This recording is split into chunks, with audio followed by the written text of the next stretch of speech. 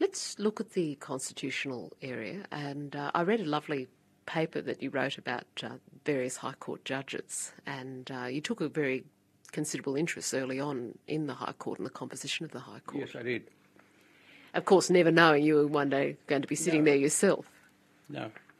And you spoke initially about Sir John Latham, and I'm thinking because he was the one that you first knew of in your lifetime, and he was a very cautious and conservative Chief Justice, as you presented him. But then you went on to speak in quite a bit more detail about Sir Owen Dixon, who cast a very long shadow indeed for future justices of the High Court. And I'm interested because someone I was also interviewing saying that Sir Owen Dixon was an unhappy man privately, and in some ways being the Chief Justice of the High Court sat uncomfortably with him. Was that your observation? Yes. You wouldn't perceive that if you were an advocate in court and you observed him as a justice of the court, or indeed as Chief Justice. This impression of Sir Owen Dixon has come about as the result of the publication of his diaries and Philip Eyre's biography of Sir Owen Dixon. Now, the diaries and the biography present a picture of a man who was troubled, but for that, we would not have known it. And I certainly didn't appreciate it in the days when I appeared before Sir Owen Dixon. So, in a sense, that's a revelation. One doesn't know whether he ever intended that the diaries should be published, but of course they were obtained and they were ultimately published. Do you think that did any good? No.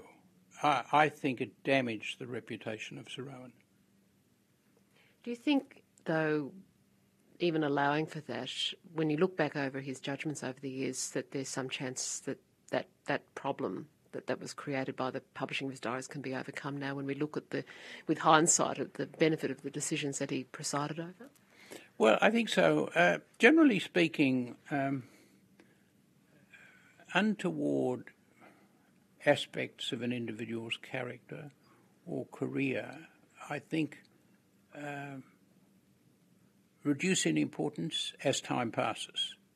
And ultimately, I would think that the evaluation of Sir Owen Dixon will be by reference to his judgments, unimpaired by reference to the contents of the diaries and the biography, except in one possible respect, and I'm not sure about this.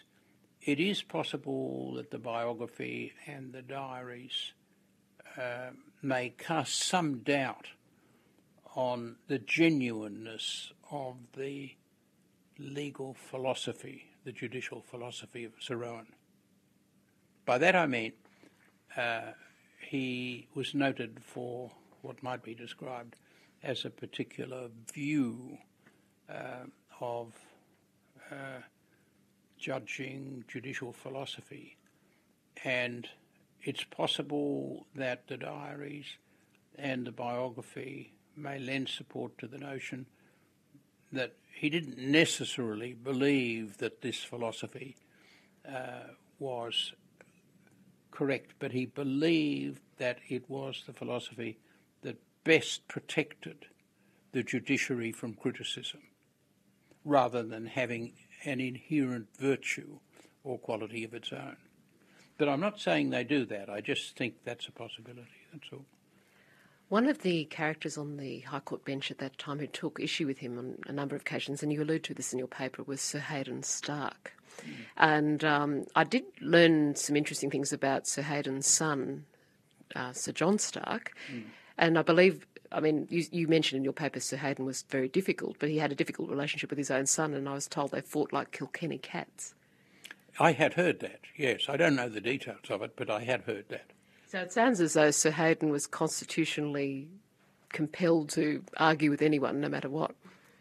Yes, but maybe you could say the same about his son as well. True. I'm inclined to think it was probably a family characteristic. I don't believe that they were people who were prepared to yield to anyone else in argument. I think they both took the view that their views were correct. You don't think Sir Hayden may have been a reason why Owen Dixon was unhappy on the High Court bench? The fact that they had a fair bit of dispute between them? Well, it could have been a reason. I doubt that it was the only reason. I think there were other reasons as well. So in those days, and at that time, did you appear before the High Court often in those early years? You had occasion to observe the justices in action, obviously.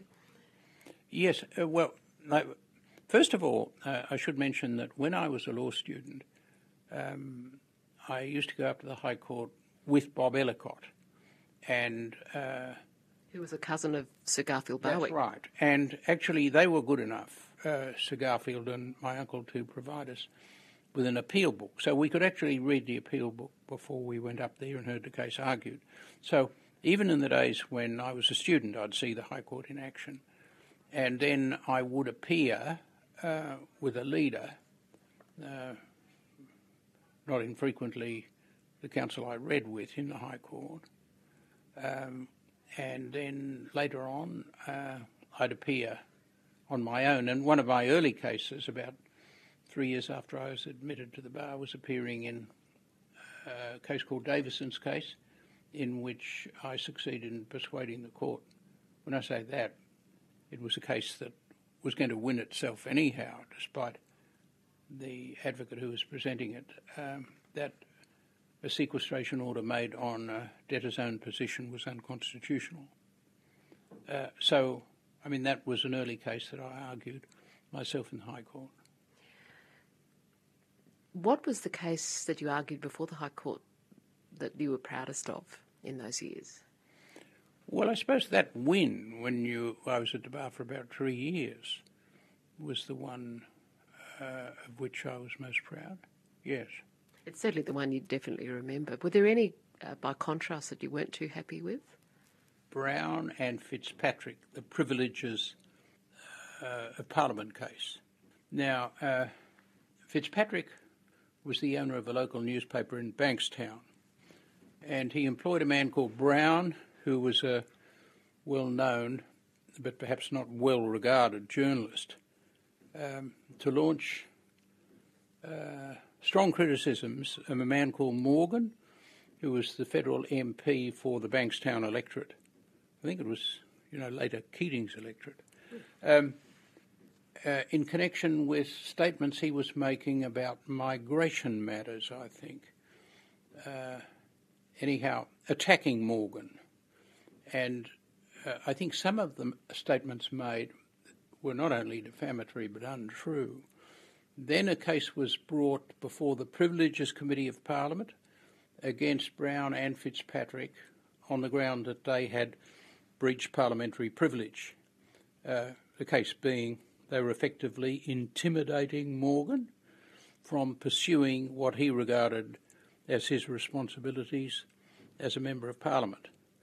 And then I was briefed, with Barwick actually, to appear for Fitzpatrick, and certainly for Fitzpatrick.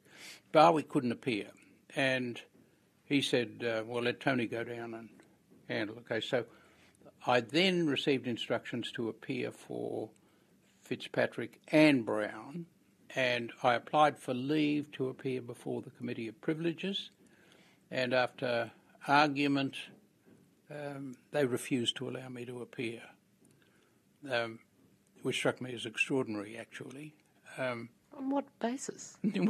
Well, on the basis this was not a matter in which really lawyers should be intruding. It strikes us as extraordinary today. But the next thing that happened was they proceeded, notwithstanding they gave me assurances that they wouldn't ask incriminating questions of Fitzpatrick, they proceeded to ask incriminating questions. And Fitzpatrick was an unsophisticated sort of character. And as a result, they found him guilty of a breach of privilege, and Brown as well, and they were called before the bar of the House to explain. Well, not really to explain. I think they were really given the opportunity of showing why they shouldn't be punished for the breach of privilege. Anyhow, Jack Shand, then a leading silk, and myself were briefed to appear for Fitzpatrick, not for Brown. Now, I'm not sure. Maybe we were briefed to appear for Brown, but what happened was Fitzpatrick asked for leave for his counsel to... No, I'm sorry, I've got it wrong. Shand was to appear for Brown and I was to appear for Fitzpatrick.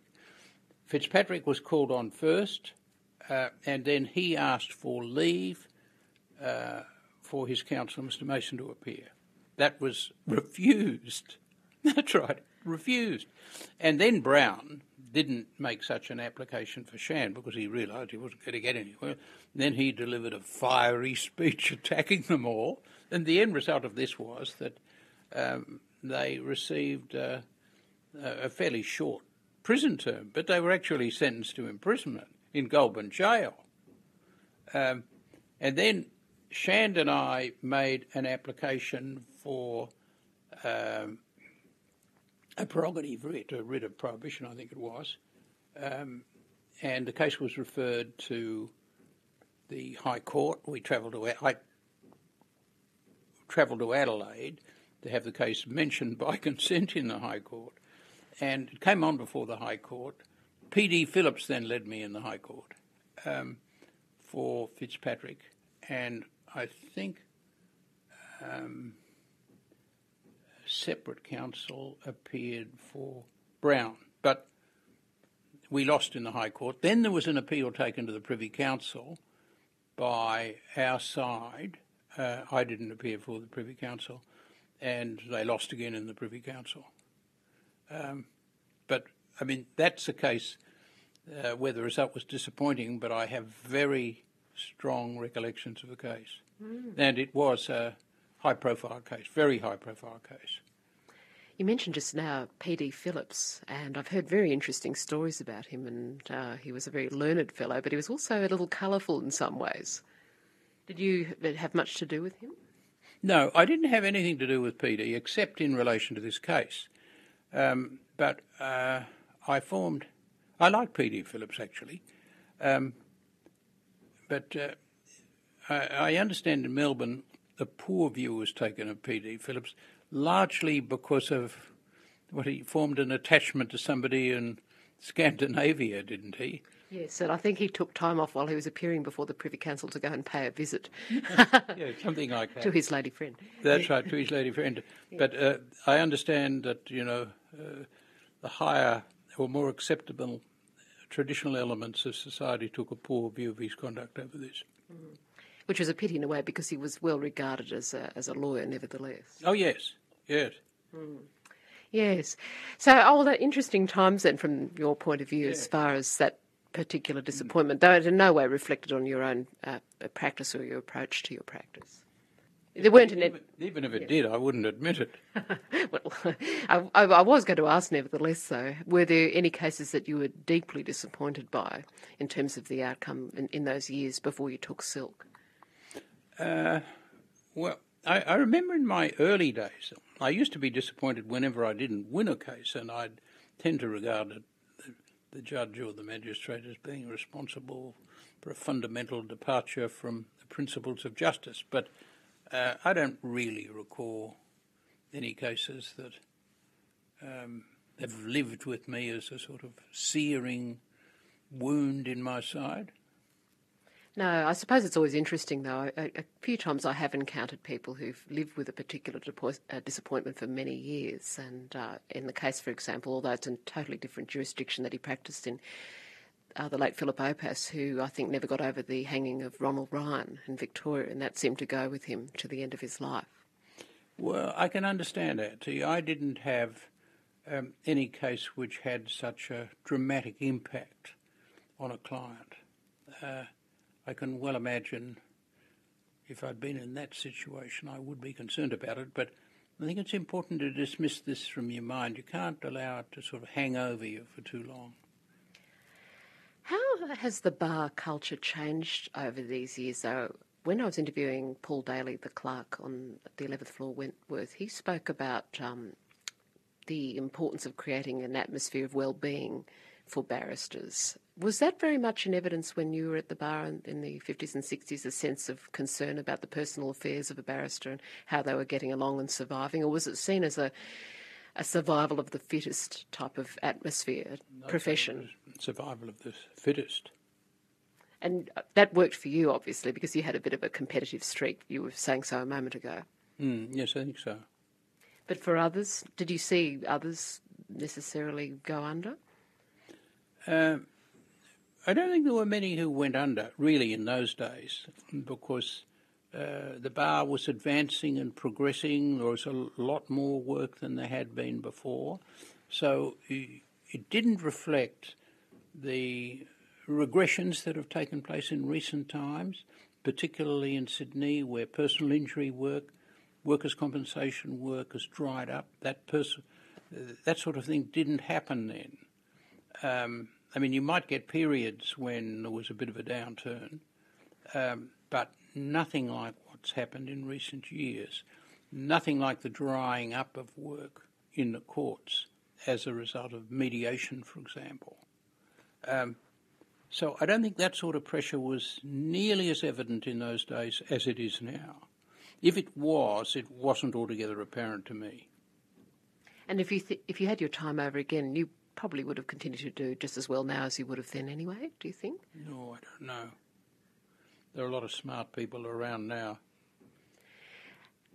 Is Australia much more litigious a society than it was in the 60s? I think so. I think it is. I mean, these days you get the impression that people make claims whenever something goes wrong. There's an expectation that if you have suffered some mishap, whether it's physical or financial, somebody else is responsible. And if somebody else is responsible, well, you'll sue.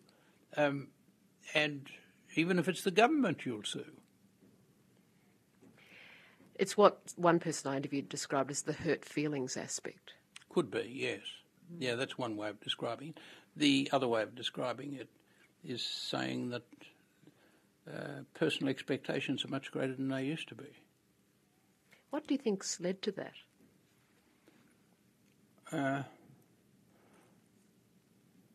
I think what's led to it is growing affluence. I mean, society has done very well for quite a long time now. There's an expectation that the standard of living is going to improve. It has improved for so long. Why shouldn't it continue to improve in the future? So that as a result, when things don't work out satisfactorily, somebody else is at fault. A bit like often the government. A bit like a petulant baby. Yes, that's right.